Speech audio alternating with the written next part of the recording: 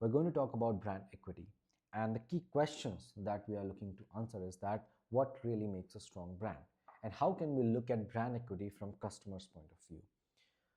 To start with, there is one thing that we really need to do. We need to keep the customers at the heart of everything. We need to keep the customers at the center of this discussion.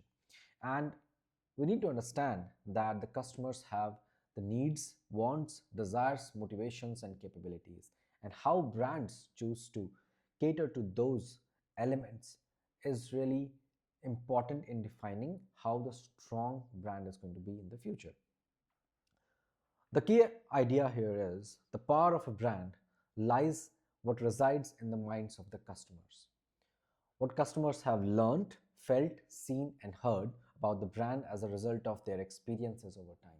And by experience, we mean all kind of interactions. These could be interactions in the in the form of sales, in the form of marketing activities, in the form of somebody actually using the product, and in the form of after sales activities or support.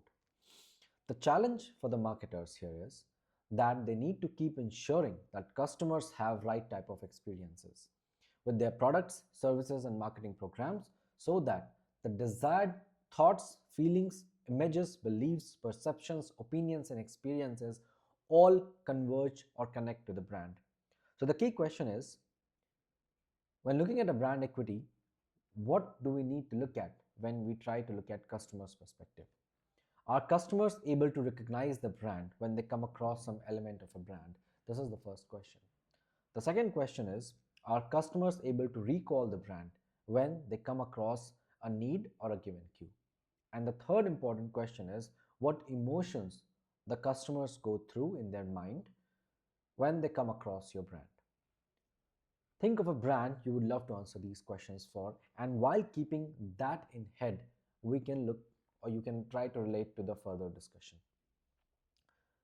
Now, it is really important to create associations for the brands in the minds of consumers. Associations have to be strong, favorable, and unique in nature. So when we talk about brand equity, it is composed of two things. One is brand awareness, whether people even know about your brand, and the second is about brand image.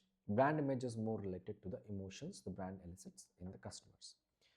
When it comes to brand awareness, there are two elements to it: brand recognition and brand recall. Recognition is the ability to recognize the brand when some element of the brand comes in front of the customers. It could be your logo, they could be passing by your shop, it could be a color, it could be anything. So recognition is more about confirmation of the prior exposure. If people are able to recognize that, hey, this is the brand I know, you have a good recognition. Recall, on the other hand, is more about ability to retrieve brand from memory, given a cue of need, a product category, or a purchase or usage situation or a cue. So recall means when there is a need that arises, when you want to buy a toothpaste, what brand comes to your mind, that is related to recall. Recognition is usually more important when customer decisions are made at the point of sale, because at the point of sale, if people are able to recognize you, they'll be more ready to buy your product. Recall is more important when the customer decisions are made away from the point of sale, which means that when a need arises, when someone thinks about, hey, I want to buy a new toothpaste, if your brand reflects in their mind, now you have to understand that the point of sale can be very different, but your brand actually appeared in the mind of the customer when the need arose. And that's where the recall becomes really important. Image is primarily a game of associations. Associations in the minds can be in the form of attributes and benefits. Attributes are the descriptive features that characterize the product or service, while the benefits are the personal values and meanings that customers attach to these attributes. Very simple example, if you take the example of Nike, Nike sells shoes, right? They are durable, they are good in quality, they have a good cushion. These are the attributes. But when it comes to benefits, there is a larger benefit to it. The benefit is that you have a feeling of greatness. You associate the brand Nike with the greatness, and that's where the personal values and meanings come to your picture. And that's why personally I am a very big fan of Nike and I keep using their products. This is not a sponsored endorsement, it's just that I love the brand, that's why I love to talk about it. Remember that The direct experiences create the strongest associations with the brand, which means that if you are Nike, people will be able to create the direct associations when they wear your shoe and they go for a run. And if they feel the same, what you tell them that the great athletes feel, you're going to have a really great association. At the end of the day, you need to understand that brand equity is what resides in the mind of the customers.